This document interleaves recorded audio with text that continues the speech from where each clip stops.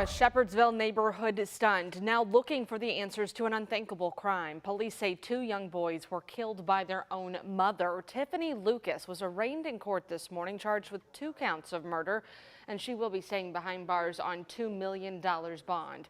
Our Connor Steffen and photojournalist Eddie Hill take us to Bullitt County. Just past the Jefferson-Bullitt County line. You don't expect this, no matter where you live. A community is grappling with the tough loss of 2 young lives. From neighbors who knew them, Just put yourself in these people's place and think, well, it can happen to anyone. And to officers who tried to rescue them. I'll give you the cliche answer first. It's part of the job, but it's the part that you dread. The part that you hope that you go your entire career and never see. Officers arrived at this home on Bentwood Drive around 11 Wednesday morning, where they rushed 2 young boys just 6 and 9 years old to the hospital. They were alive and remained so until they got to the hospital. Police believe this woman, 32-year-old Tiffany Lucas, shot and killed her 2 sons. She's charged with 2 counts of murder. At this time, the Bullitt County Sheriff's Office is not sharing any information on the moments leading up to the shooting or what Lucas's motive may have been. Right now, she remains in custody at the Bullitt County Detention Center. Whether you think it's mental illness, just pure evil, combination of both, pick your poison. None of it's good. The result is horrific. It's hard to underscore the deeply somber feeling right now in this area. Neighbors tell us it was just yesterday that they saw the boys playing out front in a yard. Been living here since 2004. For this longtime neighbor who asked we don't show his face or share his name. How do you think the neighborhood's reacting? Have you talked with neighbors about this?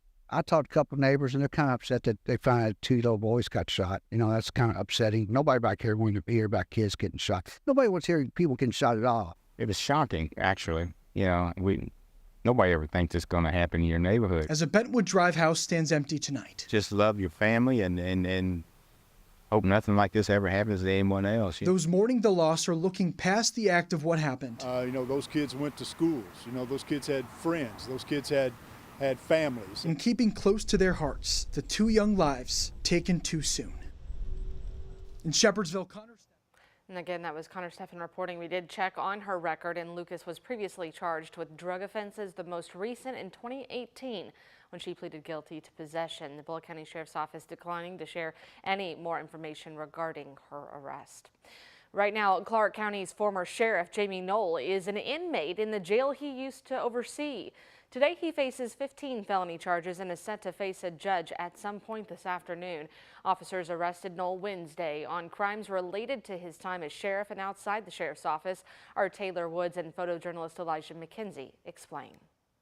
Indiana State Police arrested former Clark County Sheriff Jamie Knoll. He's charged with 15 felonies, including theft, obstruction of justice, ghost employment, and official misconduct. In a news release, Sheriff Scotty Maples says he discovered a wiretap in the office of the former assistant chief, which had been planted during Jamie Knoll's term. We talked with Clark County residents about the arrest of their former sheriff. It's good that, what he was doing is being looked into and being investigated, but the truth will eventually come out. Maples says Knoll had ordered several Clark County Sheriff's Office employees to work on Knoll's properties while being paid to work at the Sheriff's Office. In August, Indiana State Police conducted multiple search warrants at a home owned by Knoll. It's just disappointing. In a statement, Sheriff Maples also says Knoll allegedly forged documents to get one of his family members, a police officer, a pension that he didn't qualify for. I feel like, he will make him be held accountable for what he's done. He wants to get to the bottom of it and see what's going on. Lalisha Murrell and Jeffersonville residents are stunned, saying public officials like Knoll need to be held to a higher standard, but accountable like everyone else. If we do something or something wrong, you're coming to get us for our bad, but here you are doing all kinds of bad yourself. That's just how I feel at the end of the day. And this afternoon, Special Prosecutor Richard Hurdle will provide an update into that investigation and Knoll's arrest, and that is set for 1:30 in Jeffersonville. Isaiah Kim Martinez will have those updates tonight for us at 4, 5, and 6. In the federal civil rights trial against former Metro Police Officer Brett Hankison, the jury was taken to Breonna Taylor's South Louisville apartment. It was a request from Hankison. He wanted the jurors to see what he saw in person that night in March of 2020. The defense argues Hankison had a line of sight through the gaps in the window and fired at the sound of a rifle. However, former SWAT commander Dale Massey took the stand, saying he assumed those bullet holes in the window came from inside the home. Massey testified he was shocked to see Hankison trying to take credit for them, noting it's against police training to fire blindly. Mike Nobles, who was also there the night of the shooting, testified for the defense Wednesday, saying he did not hear any more shots after Miles Cosgrove fired, and that contradicts what the prosecution said happened that night. A person has died after an overnight crash on the Waterson. Police say it happened around 1 this morning near the Bardstown Road exit. We're told for unknown reasons. The driver of an SUV lost control and hit a barrier. It burst into flames. The driver died on scene. Tuesday, the Clifton Heights community in Louisville voted to ban alcohol sales. Well, today, a bar owner in the center of that community is caught between a rock and a hard place. We are talking about Virtue Bar and Lounge, which is the only bar in what's technically known as Precinct N 163. Tony Frank, who owns the place, says his business could lose about 40% of its sales. We probably have one of the more profitable businesses, and now here we are saying, let's strip a small minority businesses on how they thrive, and let's kick them out, so to speak. I don't know if their foot's big enough to kick us out, because our goal is to be here. Now, that dry vote comes after several litter and noise complaints against Virtue Bar, blaming its patrons for those disturbances. Frank says he plans to appeal the ban.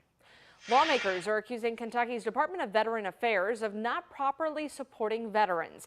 Tuesday, the VA testified in Frankfort about the state of its nursing homes. State Senator Matthew Deneen put the VA commissioner in the hot seat, claiming Commissioner Whitney Allen Jr. has not attended committee meetings, hindering the VA's ability to help veterans. We have beds available, yet we still have veterans on waiting list. We have poor communication. We have folks that are not reaching back out to those on the list. We have folks not doing personal assessments. These things are not happening. Senator Deneen says despite having beds available in Kentucky's 4 veteran centers, people are still waiting for spaces. He attributes that to poor communication and the department to dragging its feet. At this moment, the details of this year's Veterans Day Parade are being released. It's returning to downtown Louisville with U.S. Army Captain Marge Graves serving as Grand Marshal. She's with Mayor Craig Greenberg right now discussing those plans. We'll keep you posted on what they had to say. And join us tomorrow as we debut The Honor Flight, a salute to service and sacrifice. The WHAS11 documentary captures what veterans on the Honor Flight Bluegrass trip experienced when they visited D.C. back in September and the memorials honoring them. The documentary airs tomorrow at 3 o'clock right here on WHAS11. You can also watch it on the WHAS11 Plus app right now on Roku, Fire, and Apple TV.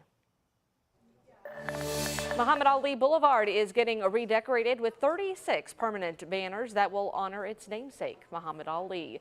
Each will have different photos of him throughout his life and honor a different one of his 6 core principles.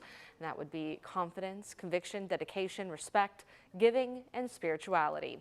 At Wednesday's unveiling, Ali's widow Lonnie Ali spoke about his love for Louisville and what those banners would have meant to him. Muhammad represented everything that was and is good about this city. After all, it's the people here who raised him. They nurtured him and gave him encouragement and support to reach his loftiest goals and to reach the stars. The city hopes to have all of the banners installed within the next few weeks, and next month marks 45 years since Walnut Street was renamed to Muhammad Ali Boulevard. Also happening right now, a McDonald's is raising funds to support former LMPD traffic guard Gertrude Schauflin. Back in September, she was hit by a semi-truck while on the job, which led to the amputation of her leg. Well, the McDonald's at 10411 Dixie Highway in Valley Station will donate 50% of all mobile purchases today toward her care. I wanted to start the day off with a donation from myself and my organization. We're going to be donating $5,000 to the Louisville Metro Police Foundation. Lydia. Just wanted to get the day started, and I think we're going to have a wonderful day and hopefully help Gertrude significantly. So thank you all so much. The fundraiser goes until 7 o'clock tonight at the McDonald's off Dixie and Ashby Lane.